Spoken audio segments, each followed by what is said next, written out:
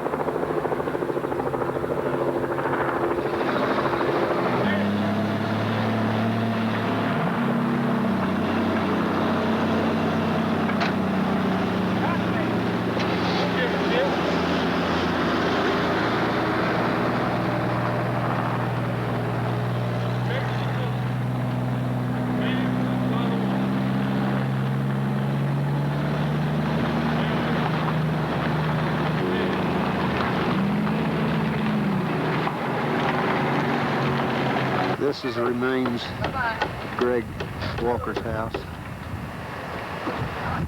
They tell me that he, his wife, and small child were found out in the yard after the storm.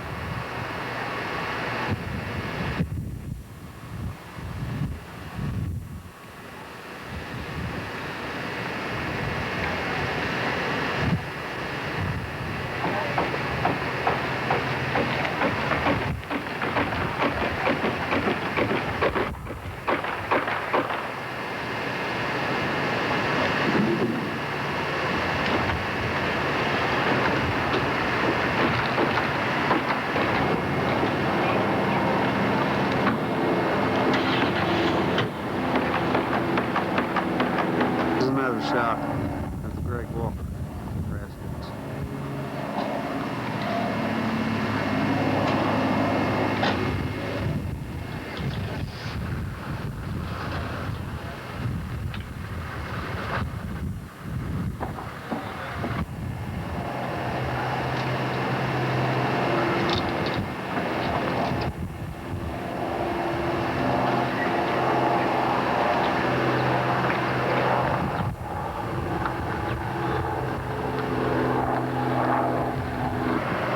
This was Don James's garage, and this is Don's house. There's a tree laying on it right there, and now removed.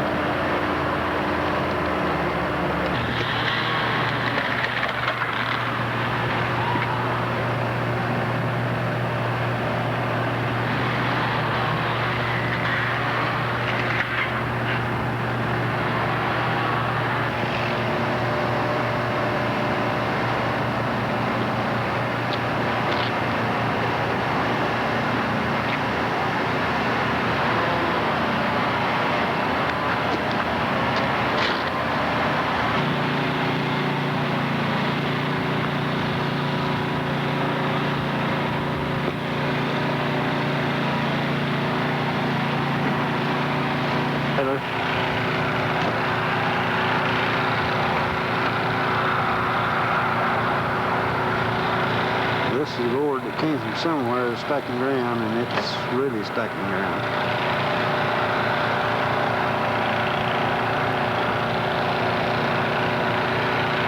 Just south of Eloise's trailer, looking toward the main part of town.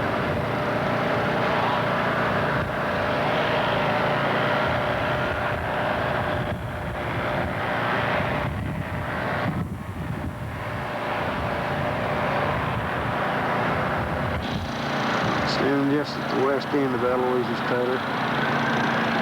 She's pretty lucky.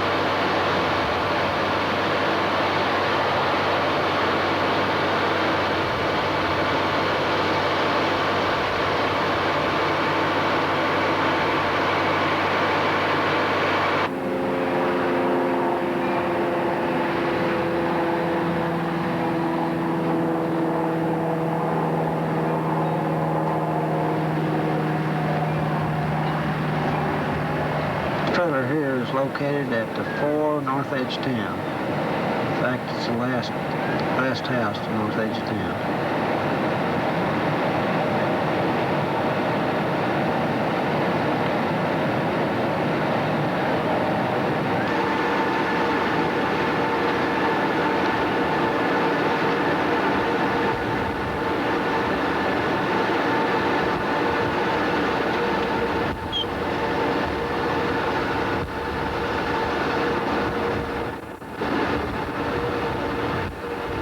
Green bin that was shown a minute ago, this is where it was originally set.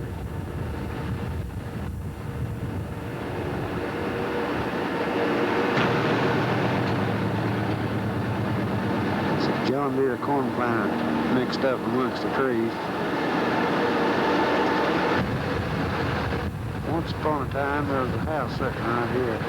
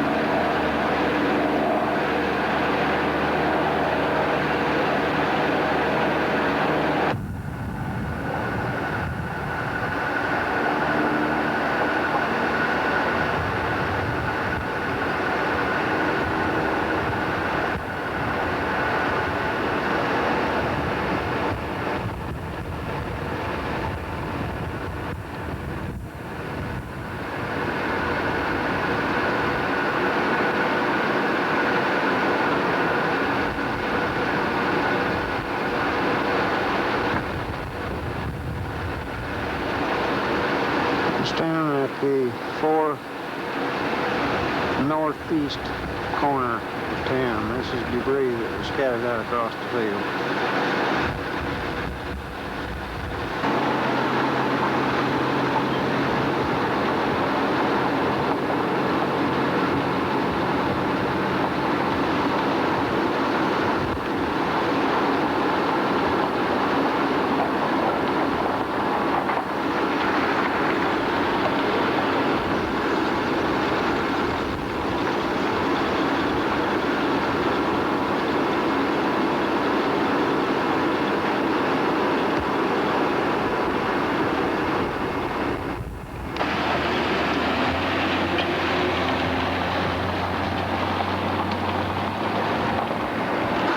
This is almost directly north of the school.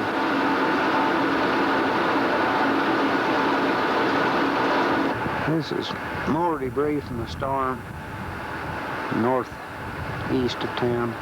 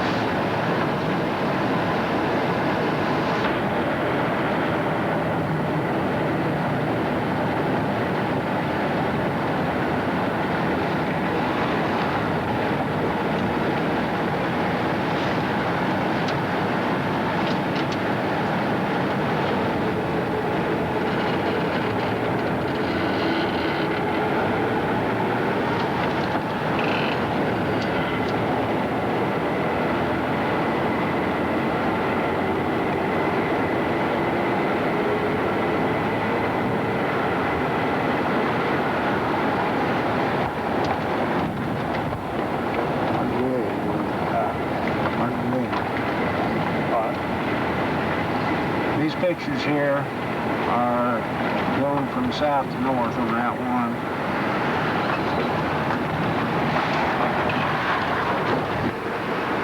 I'm now standing just south of Hughes's yard, looking east toward town.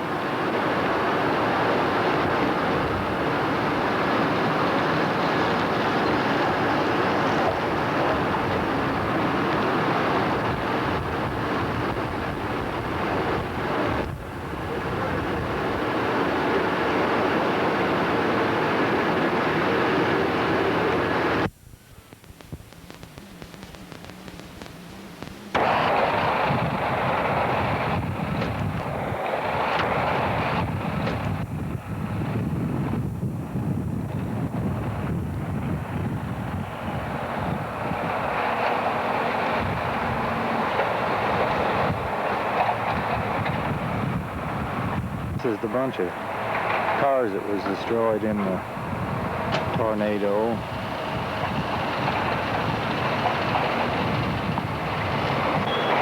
This Thunderbird here is Kathy's car.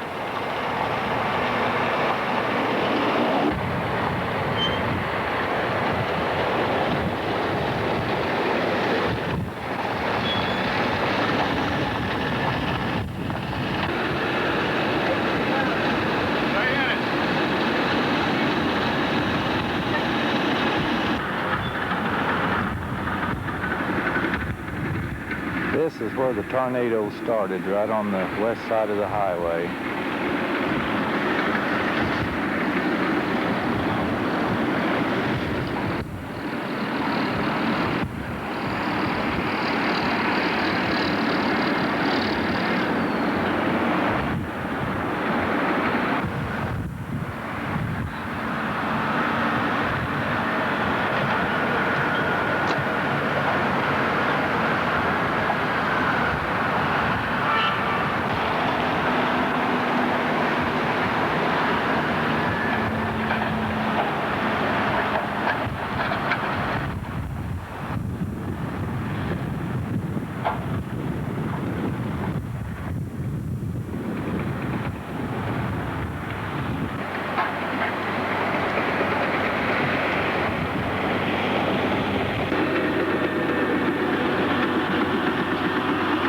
This is a scene going northeast. This is the way the tornado took off, right up through the town.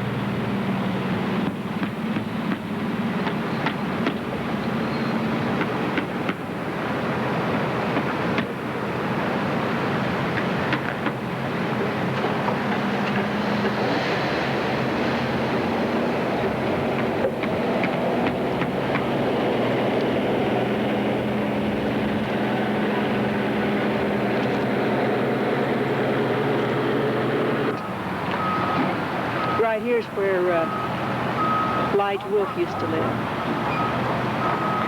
And right up on the corner is the tavern, or where the tavern used to be, across from the bank. Right there's the lot where the bakery used to be, and then Gene Rogers' furniture store, funeral home.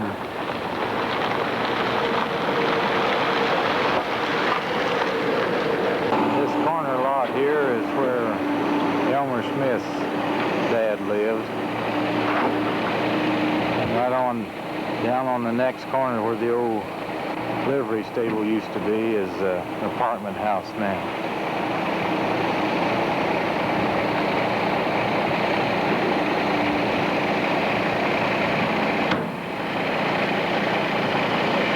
Building you see right ahead is the new post office.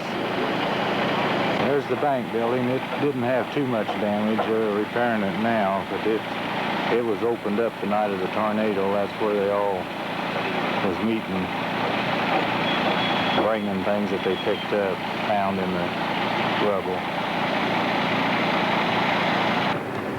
This corner house is where Bonnie Winters used to live. And everything's tore down from there on down to the corner. Now Sadie Sharon was right next door there. The house that Sadie Sharon was in, it's gone. This house is where Olive Brooks lived. Going right on down the south, down on the corner would be where her mother used to live.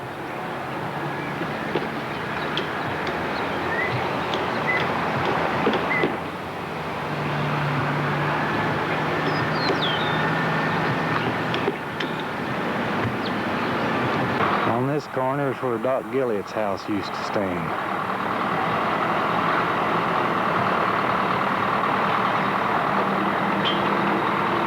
Over on the other side of the street,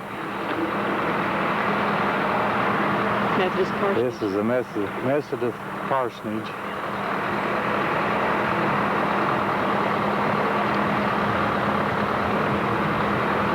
All those houses are gone that used to be there.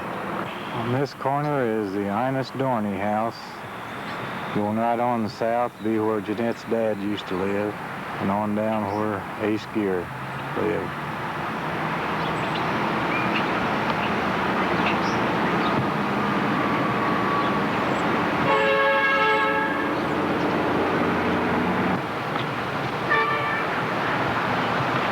This is what's left of Jeanette's dad's old house. Kathy was in it when the storm hit.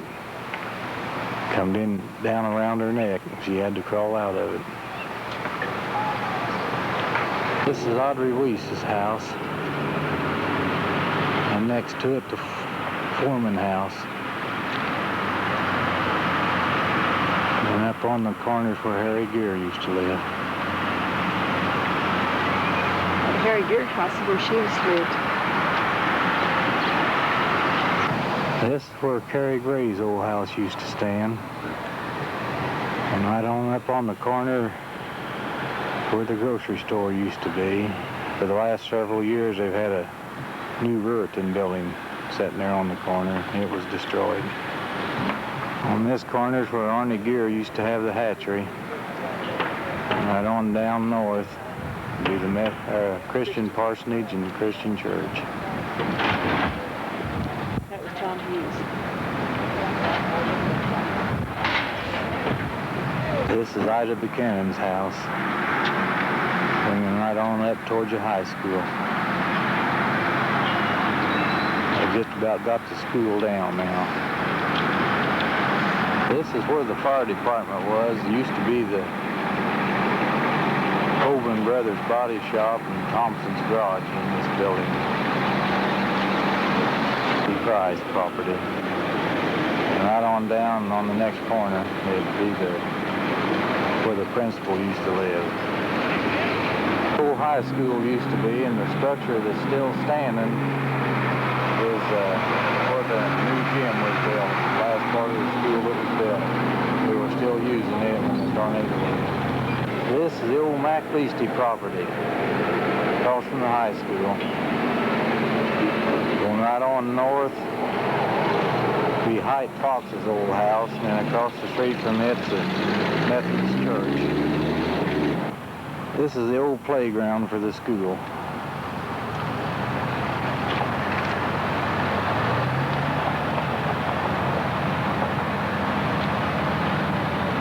This is where Stanley Fessler used to live. Over next door is Dorothy Fowler's beauty shop.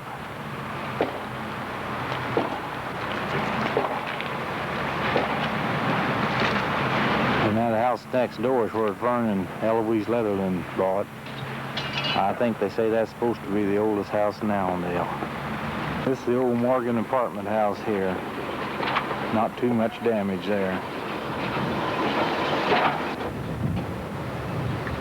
This is the old Lula Price place. No apparent damage here.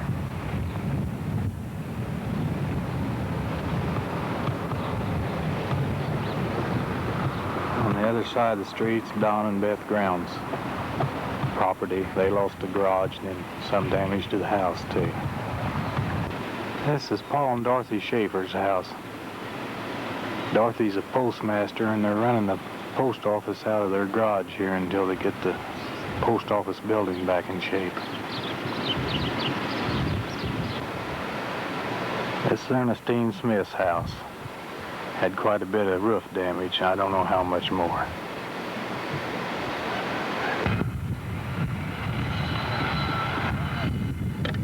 January the 26th now. They've had a couple of weeks to work and they've got a lot of it cleared up, houses down. This is where Kathy's house used to stand.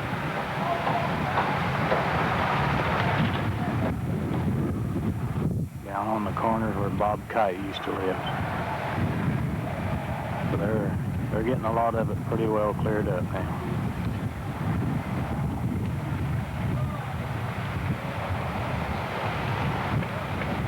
They're working on the apartment building, putting it back.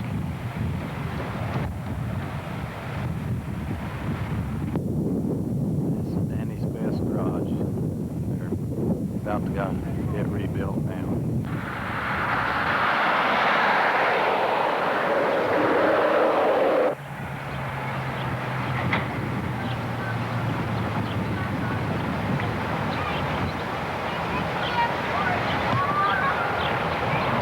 Good evening, everyone. I'm Ann Comas. And I'm Mike Blake. Welcome to this special edition of Newswatch at 5, coming to you live from the First Christian Church of Allendale, Illinois, where tonight there'll be a telethon to raise monies for the Allendale Relief Fund. That'll begin here at 8 p.m.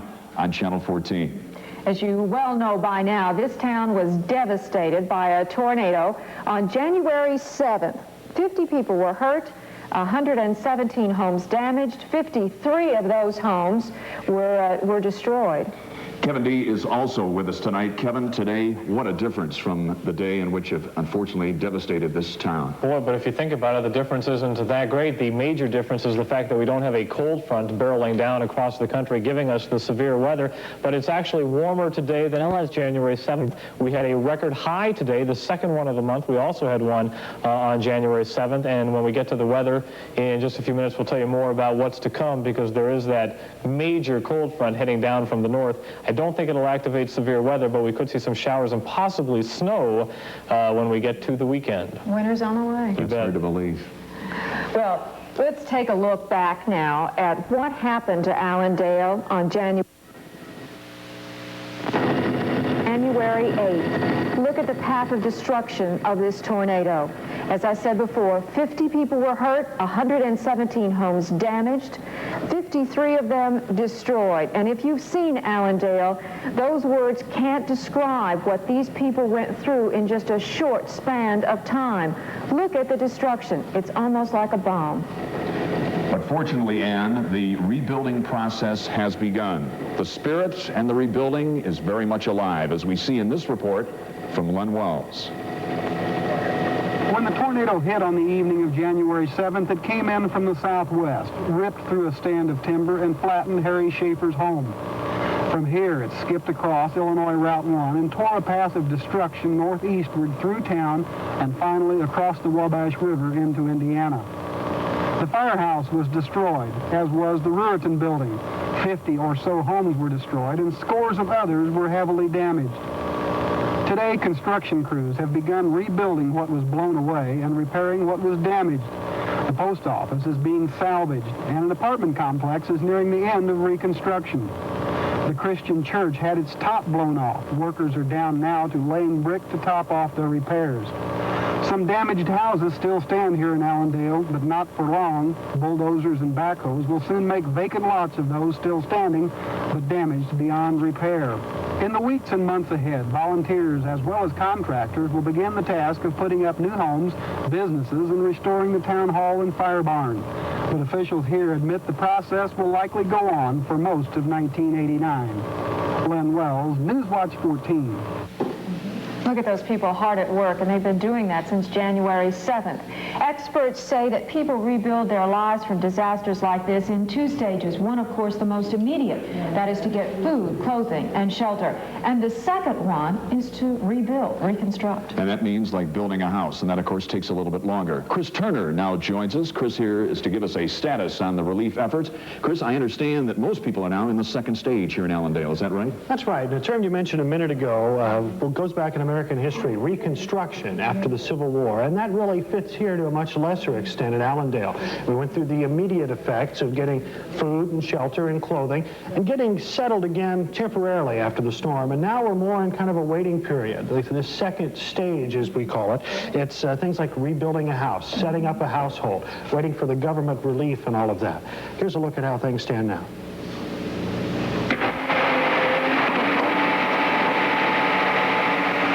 Shirley Campbell's house is one of the last to be torn down in Allendale.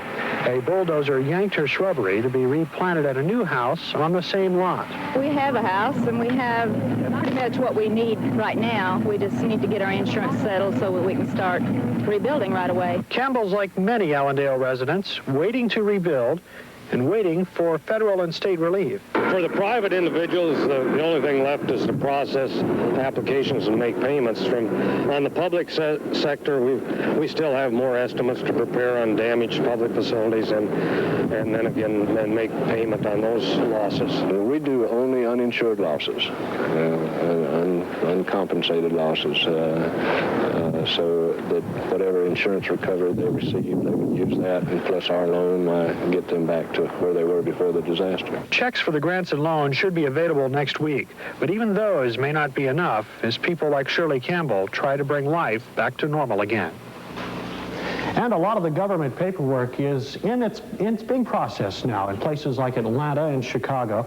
And the people who are here on site from the Small Business Administration and the Federal Emergency Management Agency, they'll be here in Allendale almost through the end of February. So another 3 or 4 weeks on site here. Ann and Mike? It is impossible for us to comprehend what these people have gone through. But thank God it's almost over. That's right. Also with us tonight, we're delighted to have the Sheriff of Wabash County, Randy Grounds. Randy, welcome.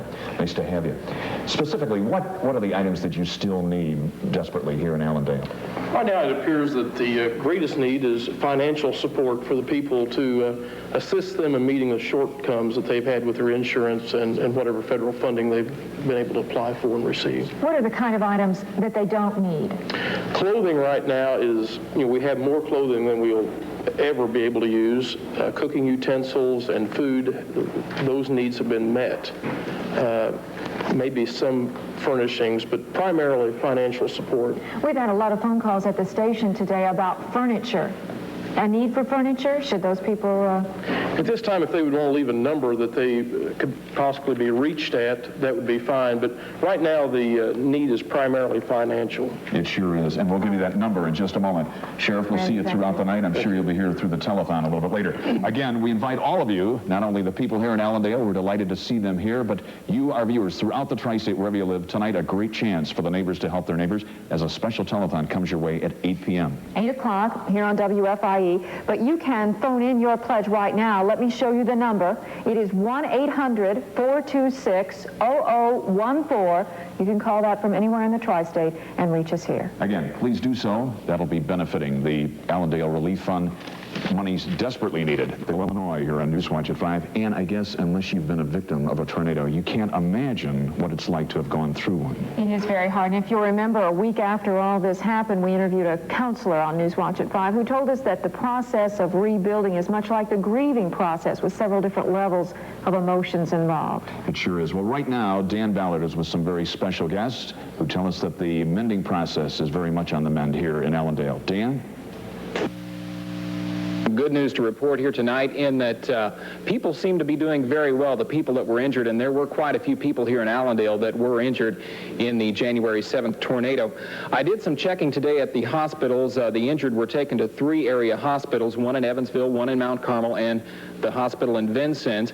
And from what we could find out, there was only one person that remains hospitalized tonight. He is 78-year-old Harry Schaefer. He is listed in fair condition. He is doing very well. He does have a badly fractured leg, but hospital officials say he'll probably be there a few more days, but nonetheless his spirits are up and he's doing very well, as are all of the people who have been injured here. One of those people that was slightly injured the night of the tornado is with me now, Kathy Seaton. Kathy, first of all, tell me about how your family has coped with it and what you remember about that night. We are doing fine at the moment. What I remember about that night, it was very dark, and I had just fixed supper and was sitting down to eat it, and all of a sudden the lights began to go on and off. I had done this a couple of times, so I got up from the table there to light some candles that I had so I could see, and I was afraid that the wind was getting stronger, and I was afraid that the house would catch on fire, so I immediately blew out the candles, and the next thing I knew, the tornado was there.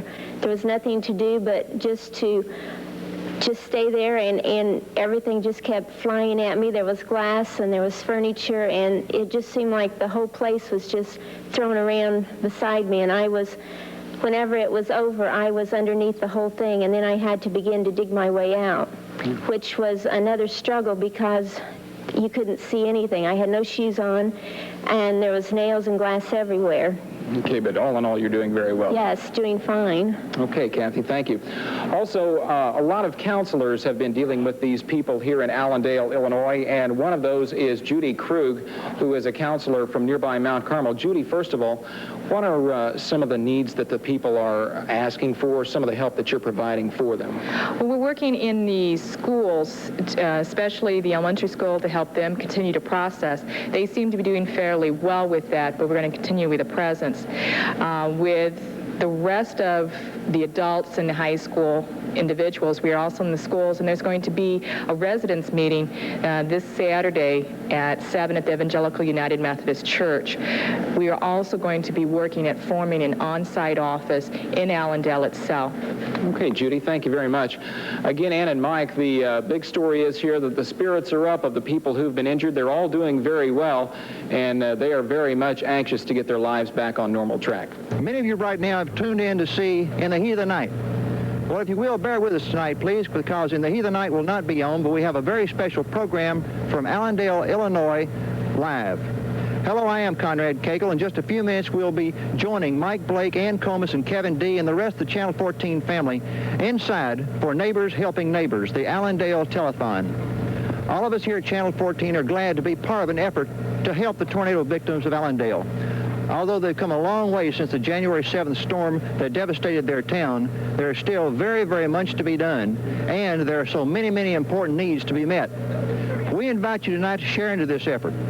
We all know that the tornado which devastated Allendale could have hit anywhere in the tri-state. I don't care whether you're in Evansville, if you're in Owensboro, Madisonville, Vincennes, or just wherever you might be. And we want to help our neighbors, so it's only right that we reach out to help Allendale, neighbor helping neighbor.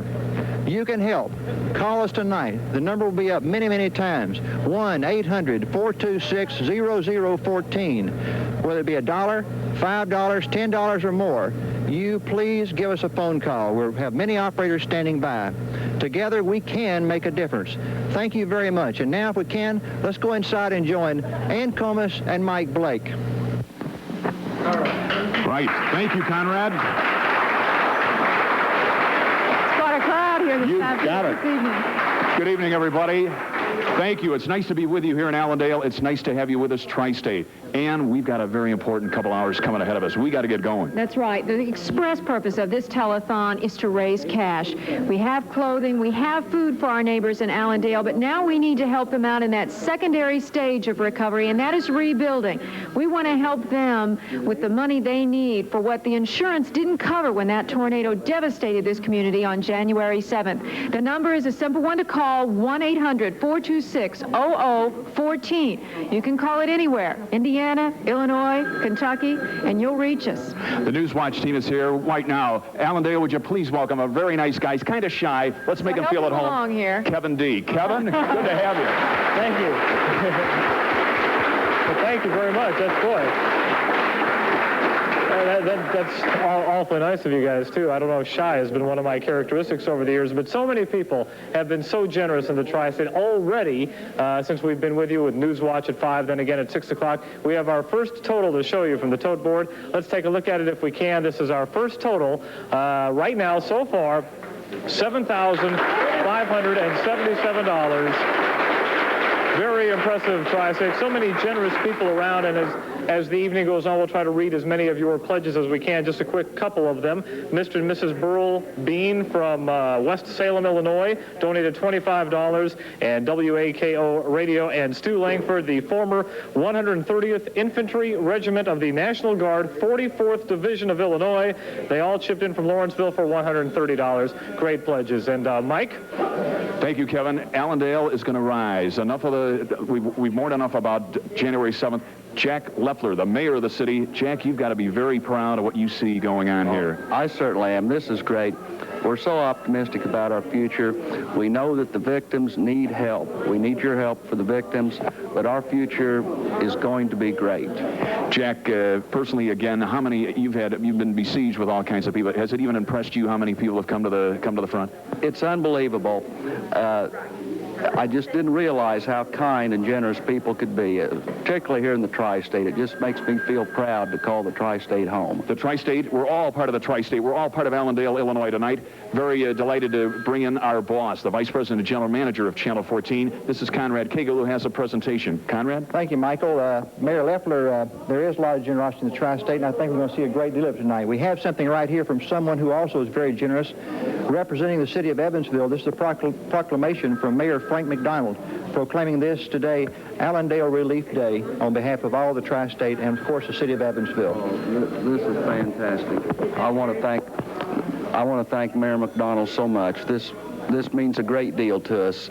Evansville is the hub of the Tri-State, and it really moves us that we have this. Well, it's not just Evansville, right? The whole Tri-State is here. The whole Tri-State is here, and this is just one. We've had recognition, have had mentions today all over the Tri-State, radio stations, newspapers throughout the Tri-State. I mentioned a minute ago in the opening about Henderson and Owensboro, all the cities that are represented, Vincennes, Jasper, everyone we've heard from today, and I think this is just an example how neighbors can help neighbors. So this is just an example, and we do appreciate Mayor McDonald for this very important proclamation. Very good. Okay, Conrad and Jack, if you'll stay here, we have another gentleman, and Jack especially. Thank you, Conrad. This is Mr. Kenneth Shaw, the president of Mount Carmel Sand and Gravel and Wabash Asphalt. Mr. Shaw, thanks for being with us tonight. And you have something you'd like to say. Well, I'd like to help this fundraising on behalf of Mount Carmel Sand and Gravel Company and Wabash Asphalt Company. We'd like to donate $1,000. How about that, ladies and gentlemen? Thank you, Mr. Shaw. Jack, that's a wonderful start. Ann, how about that? Take it away. That's exactly what we need. Thank you so much for helping our neighbors here in Allendale. With me, Rob Coleman, who is president of the First National Bank here in Allendale. They've been trying to collect money since the disaster hit. What is the Allendale Relief Fund doing now to help cover some of the expenses? And so far, we're in a needs assessment mode. We're trying to determine, with the help of a religious group that has come into our community, that has an excellent reputation to assess the needs, the unmet financial needs of the Allendale residents who were devastated by this tornado. And what are some of those unmet needs? Have you determined that yet? Well, we're confident that one of the major problems in Allendale was either no insurance on occasion and underinsurance by substantial margins. Many of these homes were older homes that were insured at a current market value, not a replacement value, and when they're devastated without replacement insurance, there's a shortfall. We're going to try to meet those needs and any others that are identified in this needs assessment. How many families are affected by this? How many families need to rebuild here? Well, we really need to see as many families rebuild as possible. I feel the numbers, now there's been so many numbers around, at least 40 to 45 families to rebuild and many more to make major remodeling or improvements and repairs to their homes. And many others who were living in rental property, we'd love to see people rebuild rental property here to make that available. Is that a possibility? Are people starting to do that now? We have construction underway already. We're pleased to see some people already committing to rebuilding structures. Many are waiting to see what the role is going to be of the federal government and state, see what all their money is going to be like in a pile. And hopefully they'll be assisted by the efforts of the fine people in the tri-state. Well, that's what we're here to do. And let me remind you once again that your neighbors here in Allendale do definitely need your help. And the number to call is 1-800-426-0014. Please call. Help us out here. Thank you, Rob. Thank you. And now we go back to Kevin. Well, Ann, as you know, this has been one of the most unusual Januaries weather-wise. Today, we had a record high temperature of 68 degrees, but back on the 7th of January, when the high temperature made it to 67, we had a lot of clouds in the afternoon, lots of moisture, and of course, the next day was so cold. That clash of cold air and warm air really ignited some severe weather throughout this section of the country, especially, and naturally, the level 4 tornado that happened here in Allendale. And Jeff Lyons put together a few graphics to show you, to give you an idea of what caused that tornado 3 weeks ago. Let's take a look at Jeff's report. Severe thunderstorms and tornadoes are not common in January in the tri-state, but then Saturday was not an ordinary day weather-wise. The temperature at Dress Regional Airport soared to 67 degrees to break an 82-year-old record. By early afternoon, a tornado watch was issued for a large part of the tri-state. Then, as warm air surging in from the south became unstable, all that was needed was a trigger to set off severe weather. That trigger was a cold front, which brought much cooler and drier air down from the north.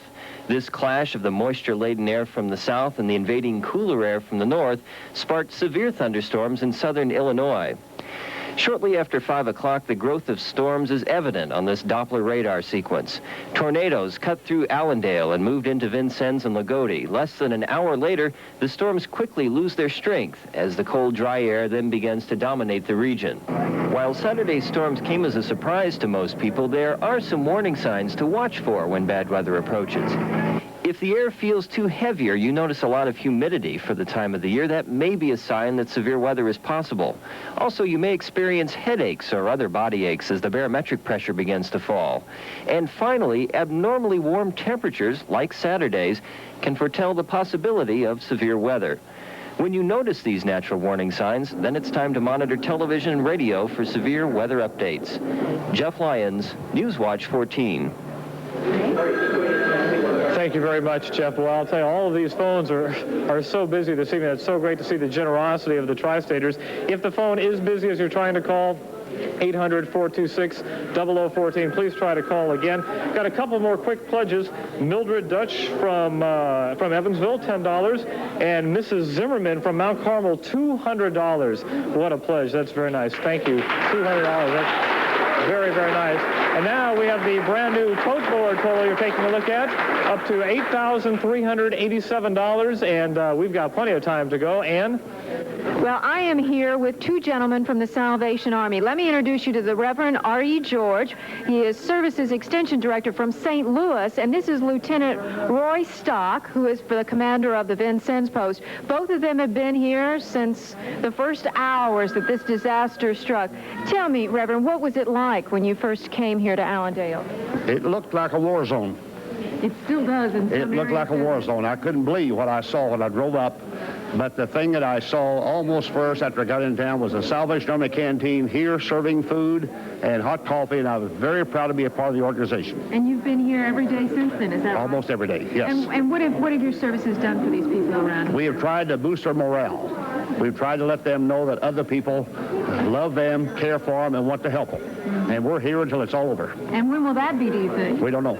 But you'll be here. We'll be here. We'll be here. Lieutenant, you were here also from the very beginning. Tell me what all you have done. Well, basically, we've helped in several food items for people just coming in to need food. First week, we did over 100,000 food items. That was 23,000 cups of coffee, 28,000 cans of soda, 15,000 bowls of soup, 18,000 sandwiches, whatever they need. We've also helped over 500 people with clothing at the Pomida store, where we have our place where we're giving things free of charge to anybody that needs it. And that's for clothing, for furniture, for whatever a person needs. That's what we're going to provide for them. Obviously, in all this time, the needs of these people have changed. What are the needs like now, Reverend? The needs now are more or less getting settled in their home now. And I just want to say to the people of Allendale, if there's any need that they have, all they got to do is call on the Salvation Army.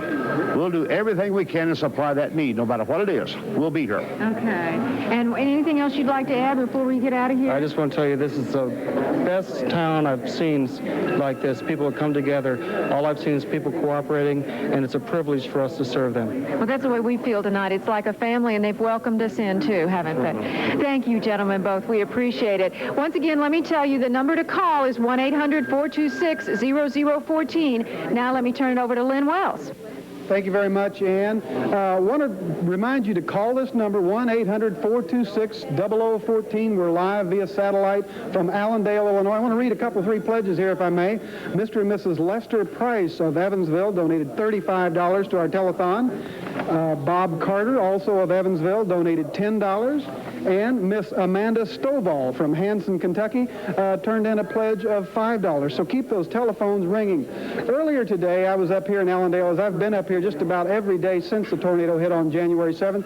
Today, I took a look at some of the construction that was going on in the aftermath of the tornado. There is a lot of construction going on. I'd just like to show you this tape right now to show you what is going on now and how far Allendale has to go to get back on their feet. If we can take a look at that tape right now. When the tornado hit on the evening of January 7th, it came in from the southwest, ripped through a stand of timber, and flattened Harry Schaefer's home. From here, it skipped across Illinois Route 1 and tore a path of destruction northeastward through town and finally across the Wabash River into Indiana. The firehouse was destroyed, as was the Ruritan building. 50 or so homes were destroyed, and scores of others were heavily damaged. Today, construction crews have begun rebuilding what was blown away and repairing what was damaged. The post office is being salvaged, and an apartment complex is nearing the end of reconstruction. The Christian church had its top blown off. Workers are down now to laying brick to top off the repairs.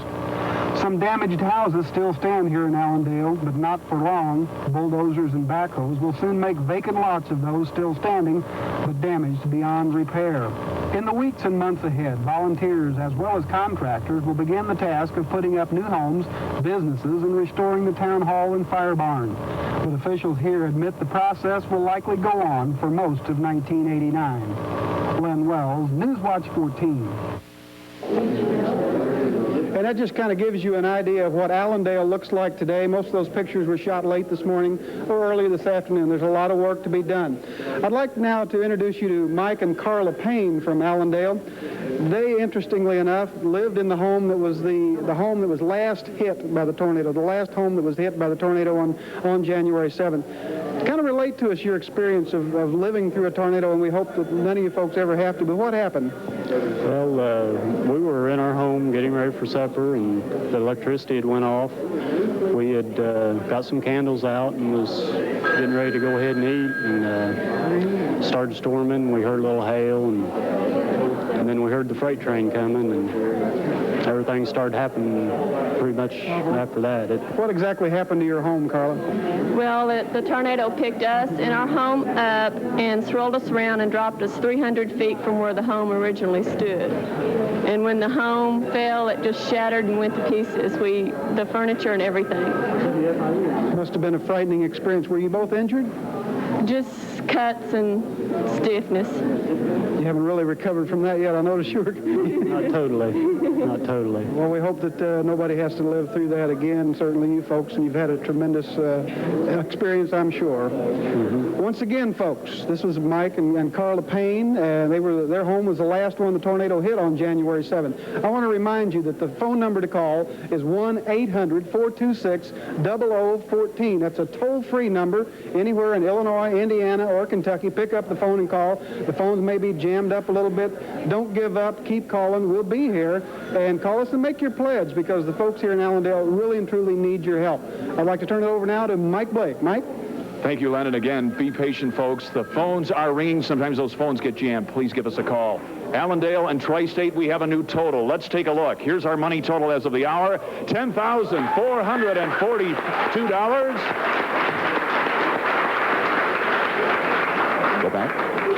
Let's take a look. You know, once the tornado struck, there were some letters of sympathy, but also with these letters came, much more importantly, some donations. Right now, I want to welcome a very important man here in Wabash County, the Sheriff, Randy Grounds. Randy, why is money so important? You know, we're getting federal aid, but you're getting also some insurance aid. Why is so much more money still needed?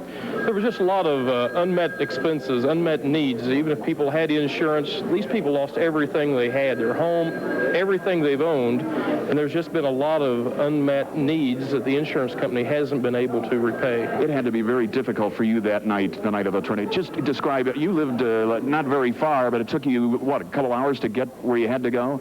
No, it took me a matter of 15 minutes. It might have seemed like an hour. It's just unbelievable the amount of devastation that we had here. And with 53 homes, of course, at that time we didn't know how many homes were involved, but it was just absolutely terrible. Volunteer-wise, the city has really responded, hasn't it? The city and the community and the surrounding area, it's just unbelievable that there's so many people that are so concerned of our needs and that have been willing to become involved in our problem. It's really a wonderful thing. Well, hopefully, while we're live now, whether you live in Madisonville, Tell City, the folks in Vincennes, maybe in Mount Carmel, wherever you live, let's hope we never have to experience a tornado in your area, but right now, your neighbors, Allendale, need you. And Ann Comas is standing by with some other friends of the telethon. Ann? Mike, this is some story, and it's a story you definitely have to listen to. I want to introduce you to Dale and Janice Lovelace. They lost everything in the tornado. Janice, tell me what you lost at your home. Well, at our home, it's just gone. And we salvaged a lot of our clothes. Like, we would just dig down till we knew where our closets were, and then we dug into that. And really, that's about it. We pulled out a nightstand and a headboard. And that. You luckily weren't home at the time. No, we were at the Princeton-Harrison ball game that evening with our kids, and we just came that close to leaving our daughter at home. She wanted to stay home and play volleyball. But we thought, no, we better make it a family outing. So we just sort of accidentally heard at the ball game, and WRIY got a hold of us, and we didn't believe it was really that serious at the time. We thought, oh, it was just a small, probably little tornado, probably touched down a cornfield. So it was quite a shock. Obvious. Quite a shock when we came home. But for your husband, it was even more of an experience. Tell me why, Dale.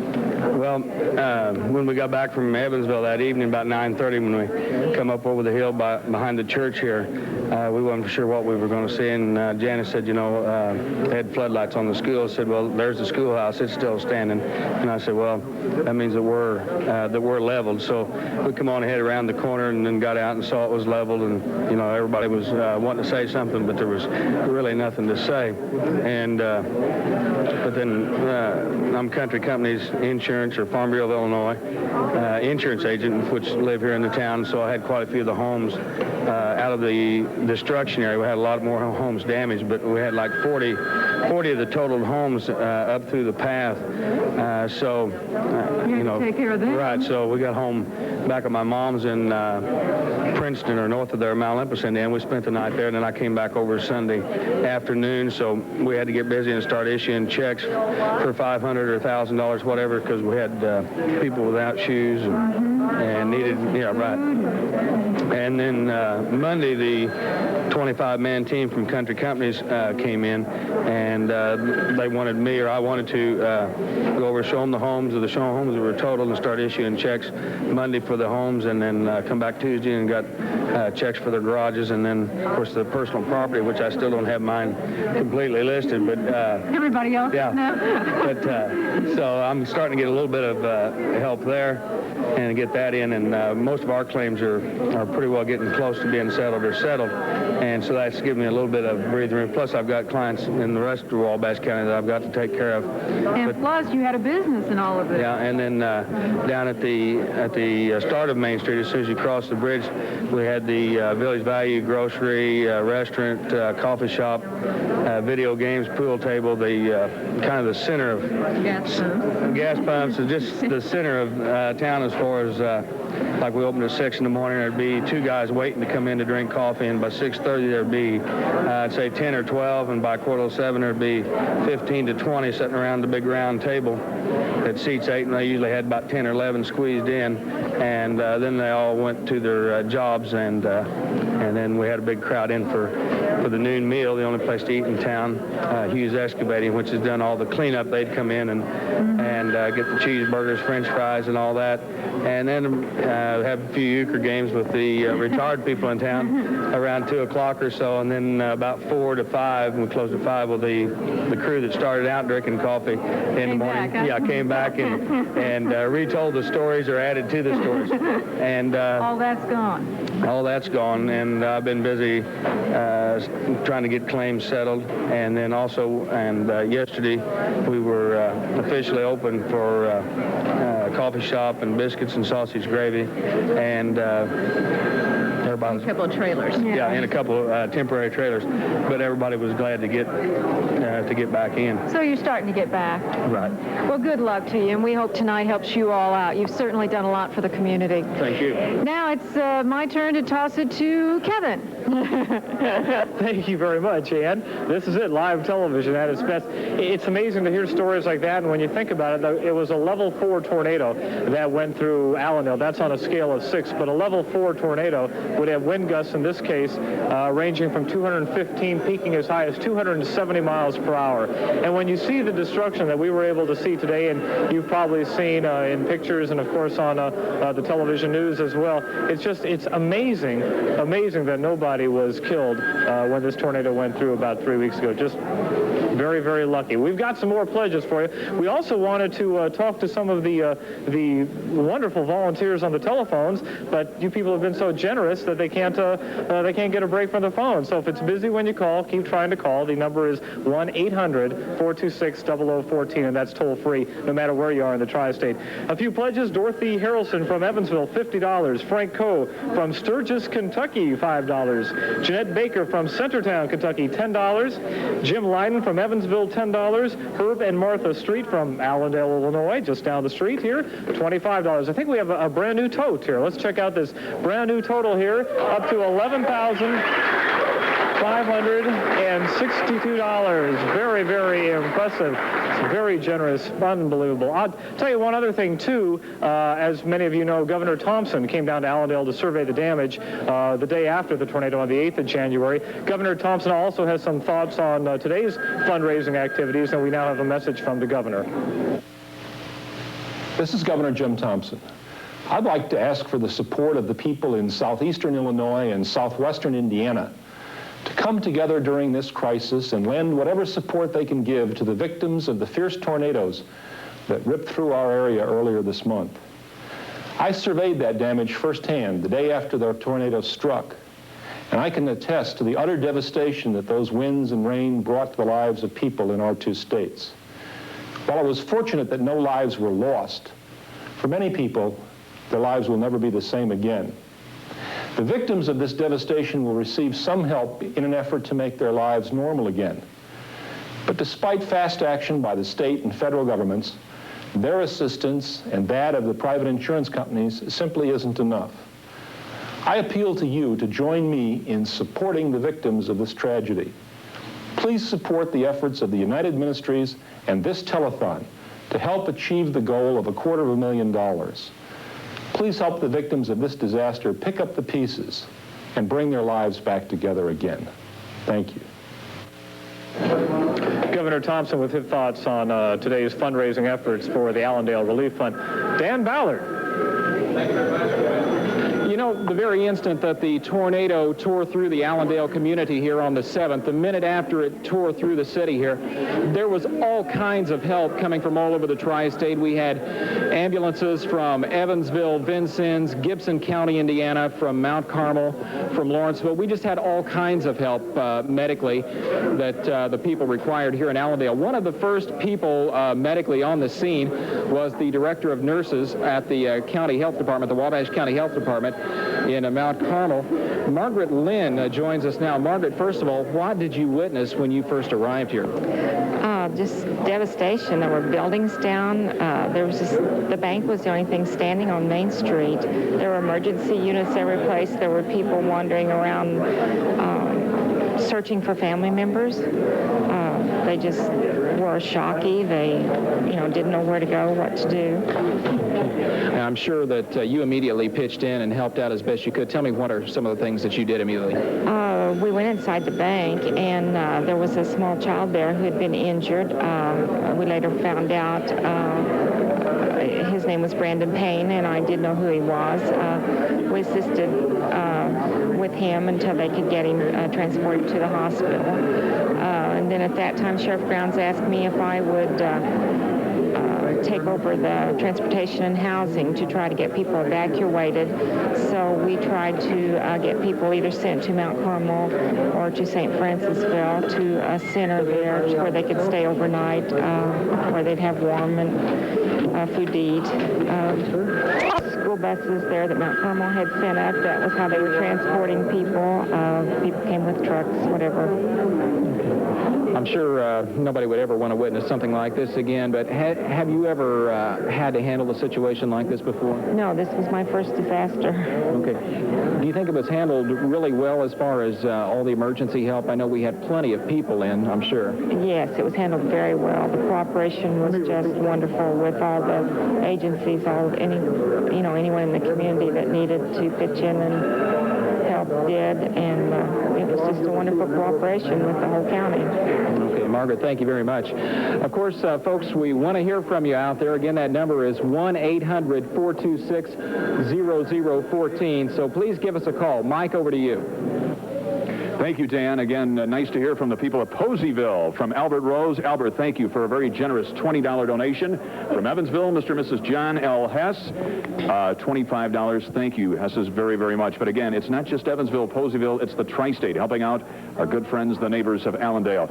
You know, we've said it so many times in the telethon, there's maybe 150, maybe 180,000 people, maybe 250,000 who will see this telethon before we go off the air. If you pick up the phone and make noises like that and just give $1, we'll blow the doors off what we need here tonight. Right now, you know, this effort has even reached the halls of Congress in Washington. The Honorable Senator from Illinois, Paul Simon, expressed these thoughts about tonight's fundraising efforts earlier today. Okay. When we heard about the Allendale tornado, one of the first things we heard was that people in the Allendale community were helping each other. We were very, very pleased, and frankly, that's what America is all about, people helping people. I'm proud of the people in Allendale. I'm pleased that this television station is doing its part also to help in that whole area. We are one family in America. When anyone in that family hurts, all of us hurt. We have to help each other. Thank you, Senator Paul Simon. Right now, another man very important to the fundraising effort tonight from the Allendale relief effort. This is Mr. Keith Leffler. Keith, nice to have you with us. Thank you, Mike. Where is people say, okay, I'll donate, but a lot of people very understandably want to know, where is that money going? How do you distribute it once you get it? Mike, the total funds for the Allendale Relief Fund have been designated for individual aid only. This money will not be used to help, for instance, with the school, with the city government, with any clubs or organizations. It will go entirely to the individuals involved. It's the aim of the committee to help with losses sustained by the individuals. We are very fortunate, we feel, the committee is, to have working with us a volunteer group from Grand Rapids, Michigan, as a matter of fact, who have been to many disasters throughout the country and who have offered to make a loss assessment evaluation for us. They will contact each person who have been affected by this disaster, gather information, and let our committee then use this information to fairly and equitably distribute this money. Something, too, this has been very close to you and your family. You have 4 children. I understand 2 of your children's homes were destroyed. Is that right? Yes, that's correct. They happen to live across the street from each other, and both homes were totally leveled. But fortunately, injury-wise, are they okay? No injuries in our family. Oh, thank God. Hey, we appreciate what you are doing. Okay, Allendale, let's hear it right now. A new tote. Let's look at the numbers. $13,136. Keith Weffler, thank you very much.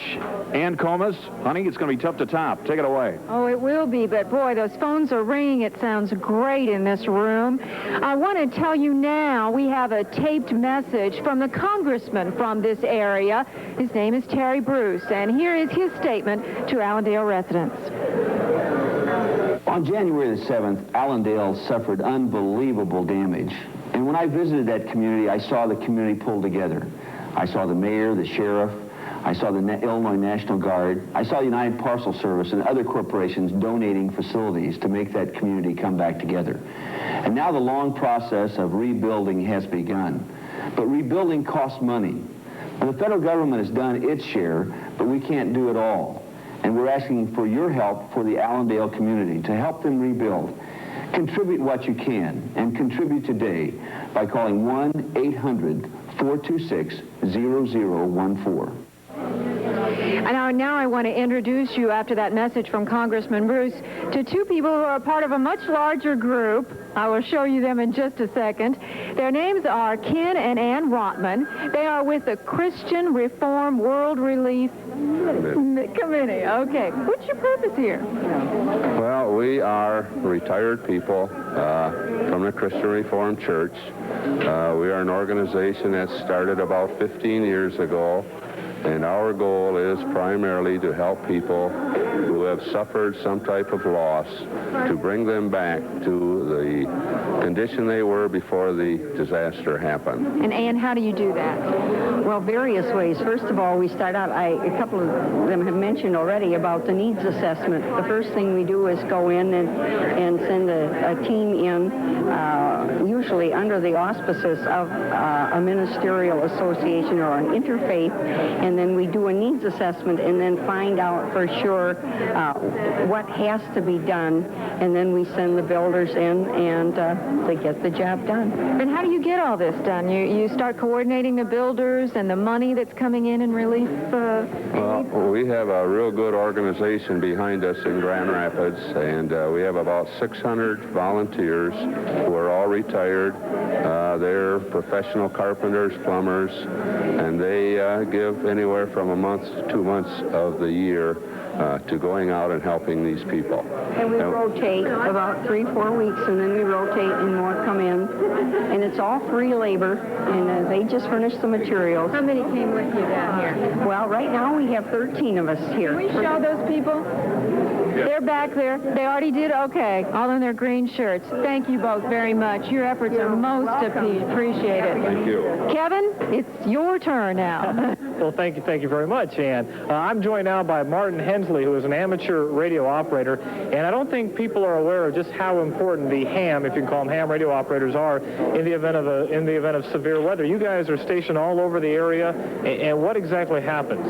Well, our group, the Tri-State Amateur Radio Society, has a severe weather net, and what we do is we follow the weather and track the progress of certain storm cells, and are kind of the eyes and the ears of the National Weather Service, and help out in forewarning people people before the storm hits. So a ham radio operator here in Allendale who saw the storm radios you, and you forward it up to the Red Cross in Indianapolis. Tell me, what were those calls like when they were coming from Allendale? What did they sound like? What were they saying? They were very hectic. Of course, in the beginning, we didn't have anybody right in Allendale, and it took quite some time for us to get someone in Allendale because of the blocked roads. And then our main job afterwards was to relay information to the Red Cross in Indianapolis and follow the storm as it passed through Lagodi and Bedford and farther north. And as a result of you guys, people can get warned a little more quickly by your spotters being able to relay that information to the necessary authorities. Right. We're the people who are out in the field following the storm and get the information to the Weather Service to let them know actually what's happening. Boy, that's great. Now, you've got a little portable unit. Tell me about this here. This is one of our handheld units, and we use this out in the field to communicate through our amateur radio repeaters, and this is basically our main tool that we use to communicate with while we're out in the field. That's great. Martin, thank you very much. Appreciate you taking the time to come up here and join us. Appreciate Channel 14's help before, during, and after the storm. Thank you, Martin. 14's been a big help. Thank you. That's very nice of you. Got a few more pledges. Let's see if we can read too. The Goodie Shop in Evansville, $20. Mr. and Mrs. Ernest Jones from Evansville, $50. Fred Schmidt from Owensboro, $50. Mrs. William Littlepage from Owensville, Indiana, $50, home of the internationally renowned Watermelon Festival. And Paul Seiler from Evansville, $100. Paul, thank you very much. And now we have in Studio 1B, Chris Turner. Over here in the other studio, several more pledges, Kevin, to start with. Pledge of $10 from Mrs. Alan Fitzsimmons of Evansville. Also a pledge of $5 from Amy Penniman of Evansville. A pledge of $20 from Everett Burnt of Dale, Indiana, and I hope I pronounced that correctly, Everett. A pledge from Mr. and Mrs. Bernard Wintner of Evansville, $25.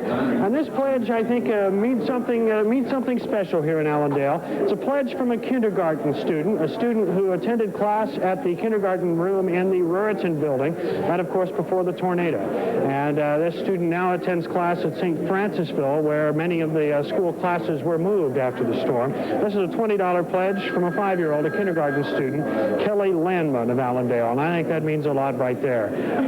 Some support from one hometown person to another. We have heard from several dignitaries tonight wishing all of us well on our efforts here, the people of Allendale, those of us who put together the telethon as well.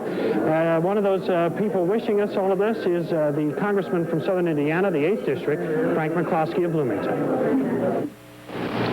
Hi, this is Congressman Frank McCloskey. I'm very pleased to learn that Channel 14, Conrad Cagle, and everyone is doing everything they can to help the tornado victims in the Allendale area. With that in mind, I'm sending $100 off tonight to the Allendale Relief Fund. Won't you do the same as far as whatever you can afford? It will go for a great and worthy cause. We really need your help. Thank you. You'll remember the storm hit here in Allendale about 5:20 on a Saturday night, that of course January 7th. And members of the National Guard were involved in the cleanup effort really from the minute the storm hit. Lieutenant Pat Corcoran with the Bravo Company, 682nd Engineers of the National Guard unit from Lawrenceville joins us now. Why were National Guardsmen here right at the minute? Kind of some coincidence here, I guess. Yes, as luck would have it, Saturday, January the 7th, was part of our normal monthly drill. And we have several members from the unit, there were about 17, who live here in the Wabash County area and were on their way home and drove literally through the eye of the storm. Many of them stopped to render what assistance that they could and stayed during the night. And then with the disaster declaration and all that, then the other National Guard unit members came in to help with the cleanup, and you were here a good portion of January. That's correct. We were activated for state disaster relief that following Sunday, and we had approximately half of our unit of 150 on duty here throughout that first week, with a smaller remainder on through the second week following the disaster. And the National Guard provided several different duties. Security, one of them. Also, you helped with a lot of the demolition, too. Yes, we're a combat engineer unit. We have bulldozers, end loaders, and quite a bit of expertise in making things fall down. And we were useful at that time in just helping clear the streets during the first days, and then we were tasked with leveling some of the heavier buildings here in town. A little bit unusual that members of their unit who live here would be involved in something like this. Perhaps a little bit of some sad coincidence? Well, Fortunately, we don't have anyone who lived right here in the Allendale area that lost a home, but really, to me, it's part of the thing that the National Guard stands for. We're part of this community, and we like to help out whenever we can. Lieutenant Corcoran, thanks very much. And now let's go to Mike Blake. Thank you, Chris. And again, for those of you kind enough to send in a check, make the checks out to Allendale Relief Fund. We thank you. You know, there's an expression, count your blessings. If you have ever, and many of you I know have seen or experienced the remnants of a tornado, thank the dear Lord you have never been in one. Perhaps you have. You know what these people are going through. They certainly need your call right now. We thank people like Wilma Dobbs of Chandler, $100. Nordica Kelly, good to hear from Nordica in Mount Carmel with her $100 donation, and another $100 donation from Mount Vernon. That comes from Mr. and Mrs. George, I believe it's Eshe of Mount Vernon. Thank you all, folks, very, very much.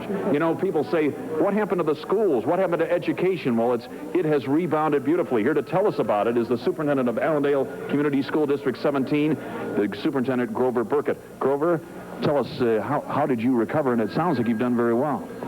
We started immediately planning for the students, and we made arrangements for them to go to a church for 2 days, Thursday and Friday of that first week. We were out for 3 days. Then the following week, we started attending St. Francisville School. They had about half of their building that they made available to us to allow us to continue with the educational program. It's a tremendous tribute to you, but how about your staff? These teachers have got to be extra special people. Yes, our teachers and staff worked over the weekend, put in many long hours, and many of our board members also worked during the week to move the stuff out of the school and move it to St. Francisville so we could continue. Grover, we wish you the best. Anything you'd like to say to the people of the community? Just want to thank everybody for all of their help in the community and in the tri-state. The cooperation and assistance has been just great, and we just thank them for that. We sure do, and we thank these very lovely people that are on the phones right now. Call the number, 1-800-426-0014. We're going to stick around. Ann Comas has some very nice people with her right now. Ann, take it away. Well, first of all, I want to tell you that we have a message from the newest Indiana Senator, Dan Coates. Let's take a listen. Help. I think we're seeing in this country a great coming together on the part of our people and the part of our communities. The me-only generation has kind of died out, and I'm happy that it has, because people are saying we want to pitch in, help our neighbors, help each other.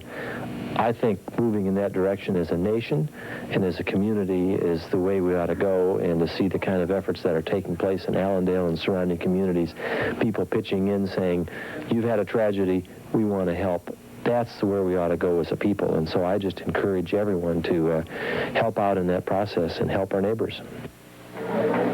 A tornado is a very devastating thing to see, even days and weeks like we have today. After the fact, I have with me two eyewitnesses who were there for it, Lisa and Adam Lemon and their father, Ron. Ron was away in Evansville. Adam, tell me what you saw. What do you mean? Tell me what you saw. Tell me about the tornado. Well, it was, I don't know, you know, we were just trying to light candles, and all the windows just started bursting out. So we tried to, went in the bathroom, and I got on top of the girls, and all you could feel was the house just explode. Was the house leveled then when you finally came out? Yeah. When did you hear the noise? Everybody says there's a terrible noise. You didn't hear that? How did you know to come out then? Well, when the windows started busting in, we just ran to the bathroom. Ran to the bathroom, and when did you finally come out of the bathroom? After we were out in the ground. You didn't have a choice, huh? Was it pretty terrible when you got up out of there and saw what had happened? Oh, yeah. Adam's first words were, our house is gone. That was the end of it. Yeah. What'd you do? Where'd you go?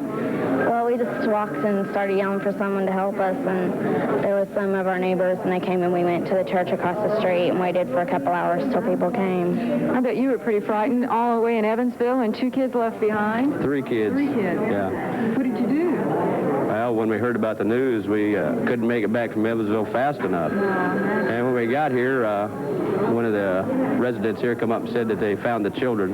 But when we saw the house was gone, we was panicked. But it's they all came through it with just cuts and bruises. And Tara had 2 broken ribs, but praise God, they're all still alive. Where are you living now? Well, we're out by Lancaster, living out there in a house just temporarily now, until we find out what for sure is going to happen here. Yeah. So many people are left in limbo right now, not knowing what to do, and that's why your help is needed on this telethon. Once again, please help us out. Help your neighbors in Allendale. The number is 1-800-426-0014. Make your check available to the Allendale Relief Fund. We need your help. The Lemons need your help. Kevin? Yeah, thank you very much. We have a few more pledges we'd like to share with you, you generous people who have taken time and, of course, some of your hard-earned money to share with the people of Allendale who are trying to rebuild. Anna Mae Rudafil from Rockport, $20. Richard Lively from Evansville, $10. Mr. and Mrs. Verlis Tyring, $25. We also have Fred Norris from Evansville, $50. Thank you, Fred. Marguerite Long from Evansville, $25. Every dollar, of course, very important for these people, and of course very generous on your part as well. And Philip Fisher from Poseyville, $100. And I believe we have a brand new total now to check out. Let's take a look at the tote board. We're over $14,000 now. $14,475. And I'm joined now by Chris Turner, Newswatch reporter, with a few more pledges. Chris? Yeah, a few more, Kevin. Mary Braxton of Princeton, $25. Arthur Renner of Huntingburg, $25. Barbara Higginson of Grayville, a pledge for $50. Thank you very much. Mary Ann Anderson of Mount Carmel, just down the road here, pledge of $25. Also a pledge of $100 from Eula Watson of Evansville, and a pledge of $20 from Mary Jean White of Evansville. One more from Utica, Kentucky, a long way away from Allendale, but yet still a part of the tri-state, still one of our neighbors, of course. Francis McCune, I hope I pronounced that right, from Utica, Kentucky, a pledge of $20. And kind of a gang pledge here from West Salem, Illinois, $50 from Paul and Yvonne and Deanna Taylor and Brian and Melanie Moss. And they issue a challenge here to Wabash Valley FS employees. I'm not sure what FS means, but if you work there, you know what that means. Challenge from the Taylors and the Moss, a $50 pledge from the West Salem, Illinois area. Boy, Chris, I tell you, the spirit and the generosity of Tri-State is just amazing. You were here the day after the tornado covering it, and of course you were here today. What are some of your thoughts as what you've seen during the rebuilding process in the last 3 weeks? Well, I've had kind of an unusual opportunity in that I was here all through the week right after the tornado, and then I've not been here since. This is my first trip back to Allendale in about 4 weeks. And in driving up Highway 1, the southern entrance to town today, it was really odd to see really just topsoil where some 70 houses stood 4 weeks ago. Of course, many of those houses were in rubble at that time when we were here right after the storm. But it was really odd to see. But the encouraging thing is that most of these homeowners are going to rebuild, and that is something that's very encouraging. Many of them are making preparations now as far as getting their insurance arrangements worked out, the government relief paperwork worked out with rebuilding. And we talked with some people about those efforts today. Here's our report that aired earlier tonight on Newswatch at 5. Shirley Campbell's house is one of the last to be torn down in Allendale. A bulldozer yanked her shrubbery to be replanted at a new house on the same lot. We have a house, and we have pretty much what we need right now. We just need to get our insurance settled so that we can start rebuilding right away. Campbell's like many Allendale residents, waiting to rebuild and waiting for federal and state relief. For the private individuals, the only thing left is to process applications and make payments. On the public sector, we still have more estimates to prepare on damaged public facilities and then again make payment on those losses. We do only uninsured losses, uncompensated losses, so that whatever insurance recovery they receive, they would use that and plus our loan get them back to where they were before the disaster. Checks for the grants and loans should be available next week, but even those may not be enough as people like Shirley Campbell try to bring life back to normal again. Thank you very much, Chris. You can see it on the faces of the Allendale residents who are here, how appreciative they are of all the Tri-Staters who are rallying behind them to help rebuild this community. Len Wells has a couple of special guests right now. Thank you, Kevin. I want you folks to meet the Walker family from Allendale, Greg and Melody, and my old buddy here, Austin Walker. These folks lived through the tornado. Austin was pretty badly hurt in this tornado. Greg, Melody, kind of tell me what happened. Well, we got hold home from Mount Carmel around 4:30, and had just kind of settled in for the night. Watched some storm warnings on TV and so forth. Lights started to flicker a couple of times, just lit some lights, and it wasn't very much longer, 5 to 10 minutes. Started hearing the roar off the distance. Wasn't any doubt what it was. Gathered them up, went to the center of the house, didn't have a basement. Had her in my right arm and him in my left arm. Windows started busting. House started popping, and then in an instant, the house was gone. We were, I thought we're still in the foundation, but ended up the floor was back in the yard, back in the field, approximately 40 yards. Had lost him somewhere in the mess. He was sucked out from between us, and we found him maybe less than 10 yards away. Only when it lightened, we were able to was pretty badly hurt. Yes, he had a fractured skull. Took him to Evansville. Yeah, he went to Lawrenceville and then was transferred to Deaconess. Well, we're very glad that Austin is back with us, and it's a remarkable story that you folks were able to make it through the tornado, and we're glad to see you here tonight, and really do appreciate your help. Folks, I want to tell you to call 1-800-426-0014 to make a pledge for the Allendale Relief Fund. I want to thank you very much, and please keep on calling. Mike, back to you. Yes, indeed. And there you see the number again, 1-800-426-0014. Folks, again, we thank Mr. and Mrs. Jim Warmoth and Diana Warmoth of Mount Carmel. They challenge all Snap-on tool employees to match or exceed their contribution. Good people. Howard Chapman of Olney, a $100 contribution. Mr. and Mrs. Arthur Steerley Jr., they're from Wadesville. Good to hear from you, Wadesville. Thank you for the $50. Dorothy McCown of Owensboro. Good to hear from Owensboro, and a $50 donation. And Harold Stone of Newburgh, $25. And Mr. and Mrs. Stanley Krupicka of Princeton. Krupicka, thanks, folks, for $50. Earlier today, again, someone who is very concerned about the Allendale relief effort is the mayor of Evansville, Frank McDonald. He spoke with us and has this tape that we'd like you to see right now. Despite the best efforts of the federal government, the state of Illinois, and local officials, as well as the general public at large, there are still many needs to be met for the people of Allendale. Now, therefore, I, Frank F. McDonald II, Mayor of the City of Evansville, do hereby proclaim Tuesday, January the 31st, 1989, as Allendale Relief Day in the City of Evansville, Indiana, and acting in a spirit of neighborly concern, declare this day to be utilized by the entire tri-state community to help the people of Allendale in any way possible, including contributions to the Allendale Relief Fund during the Allendale Telethon, which will be airing at 8 p.m. on WFIE-TV, Channel 14 here in Evansville, Indiana, tomorrow evening. Okay, Tri-State, here we are. $16,160. Thank you, but we got a ways to go, don't we, Ann Comas? Ann, take it away. We really do. I'd like to tell you, though, of a few people who've helped us out, Mike. Beulah Cullum of Chandler donated $5. Thank you, Beulah. Randy Germain of Vincennes, $25. And Lisa Croft of Evansville, $25. Thank you all so much. That money is really needed. And here is an example why. Gabe and Mary Armstrong and their 3 children, he lost everything. What happened that night? Well, we was at the dining room. The lights were out. We was setting candles up, and I looked out the picture window, and at that time, limbs and debris was flying. And I gathered everyone and said, we need to get to the basement. And we no longer got to the basement when the house just exploded. Aren't you all lucky that you were all at home at that time and had a basement to go to? Oh, yes. I'm just really thrilled that all of my kids were there with me. Yes, there are a lot of things, but now you lost everything. Yes. Where are you staying now? We're moving into a house tonight. Are you really? Yes, we've been with our in-laws for 3 weeks. And so now you're finally getting back to normal again. Well, you're one of the lucky stories because a lot of people still don't have a place to stay and need some help. Mike? Thank you, Ann. I believe right now Dan Ballard has a very special guest. But again, before we get to Dan, the number here, 1-800-426-0014. Again, we have just a couple of minutes remaining before we go off the air. You can help the Allendale Relief Effort. effort. Dan, take it away.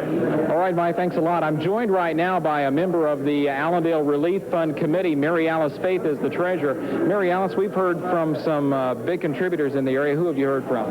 Well, these were all made prior to the telethon, and we're pretty proud of all of them. Snap-on Tools donated $10,000 to get us started off. Great. The Snap-on Charity Fund also donated $1,000. Kiefer Brothers Construction in Mount Carmel, $1,000. Robert Dason, Vincennes, Indiana, $1,000. So we're just really hearing from a lot of folks out there, and we just want to continue to hear from you folks, so give us a call out there. Over to Kevin. Dan, thank you very much. I'm with Tom Wood, who's the vice chairman of the Allendale Relief Fund. Tom, the Tri-State's really helping you out tonight. This is just fantastic, Kevin. I can't believe all the support the Tri-State area has given us, and we really appreciate it. Where do we stand right now as far as the Relief Fund is concerned?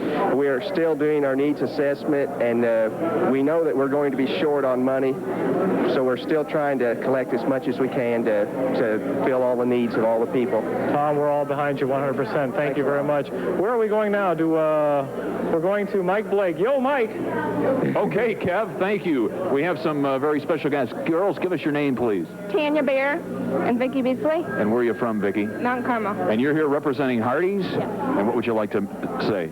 I'd like to contribute this check to the Allendale Relief Fund. How much? $50. How about that, ladies and gentlemen? From Hardee's, $50. Girls, thank you very much.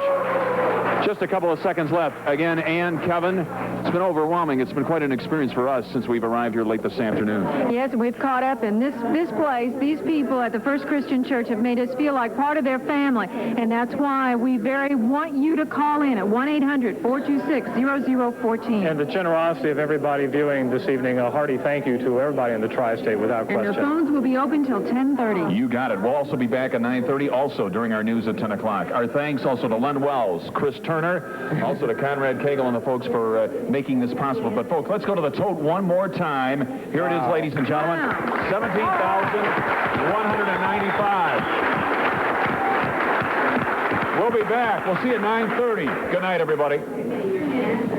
The response has been fantastic. My heart is touched. Thank you, Tri-State. Thank you so much. Jack, thank you. Here's our new total, but we're adding to it, folks, before now and 10:30. Here it is, $22,113. Yes, indeed. Again, the number, 1-800-426-00114. Hey, we'll see you. We'll be back at 10 o'clock on Newswatch at 10. Telethon has so far raised over $25,000 to help Allendale, Illinois rebuild their tornado-ravaged community. The phones are still ringing in the basement of the First Christian Church in Allendale. Let's go there live now for an update. Thank you, Dan. First of all, we want to thank people for their patience. People have been calling in. We just got a call from someone who's been calling since about 10 after 8. Kev, it's been tough, but a great problem to have. Boy, a tremendous, the generosity has been overwhelming from the Tri-Staters. We didn't anticipate this type of response, and the thing that we want to let everybody know, of course, is that we're not going to cut the phones off at 10:30 for those people who have wanted to help out the Allendale residents, that as long as the phones keep ringing, there will be operators here to take their pledge. We've heard from some people. Who have you heard from? Well, we heard from Mrs. Carol Moore from Albion. She pledged $50 because she's very thankful that nobody was fatally hurt here in Allendale, but she knows how close they were over in Albion and challenges all of the Albion residents as well, right next door here in Edwards County. And Jeannie Neely has challenged each 5th grade student in Allendale. She lives in Mount Carmel, by the way, and a 5th grader, look at this, pledged $18. And thanks, you know, we talked earlier with the superintendent of schools, Grover Burkett. They only missed 3 days of school despite the tornado. Incredible. We salute the teachers. We have some very quickly, the Short Cunningham Funeral Home. Bob Cunningham, thank you for the generosity in Mount Carmel, $500. The Country Company's Insurance, Mount Carmel, $500. Interesting one here, Kev. Tammy Fosnot picked us up on the Bird, Cape Canaveral, Florida, watching on the satellite, $100. That's right. She's watching on the satellite, and after we get her check, we'll have the FBI come check out her satellite there. No. Before we... Thank you very much. Absolutely. Before we get away, let's go to the tote board. Tri-State and those of us here at Allendale, give yourself a hand. Here it is. The new total, $27,172. To the Allendale Relief Fund telethon last night. This neighbor-to-neighbor support will supplement federal and state aid coming to the community. Today, Lynn Wells talked to some grateful residents overwhelmed by the success of the telethon. Still overwhelmed by the devastation brought on by the January 7th tornado, residents of Allendale now have something else to be overwhelmed by: the outpouring of money and support from throughout the tri-state to help their hometown get back on its feet. I was here last night. It was well planned, and it was just wonderful the way they kept coming in with their pledges, and you handled it wonderful. I couldn't believe it. It was wonderful, wonderful. I just couldn't believe it. Well, I tell you, I sat and cried to think that everybody's so nice and what good people we have. We're amazed that the phone continues to ring. It hasn't stopped yet. And, of course, the excitement of having the telethon, we're still talking about that. We've never seen anything like that. It really impressed us. When WFIE came over and offered to do this, you know, after all, we're all part of the tri-state community. And we have small communities and larger communities, then we have our large tri-state community. And the compassion is showed by the tri-state community for its people in the community, in this large community, is just unbelievable almost. It will take the community of Allendale years to completely rebuild, but thanks to the generosity of those throughout the tri-state, that rebuilding process will go just a little faster. And the terrifying memory of that night on January 7th will begin to fade a little sooner. From Allendale, Illinois, Lynn Wells, Newswatch 14.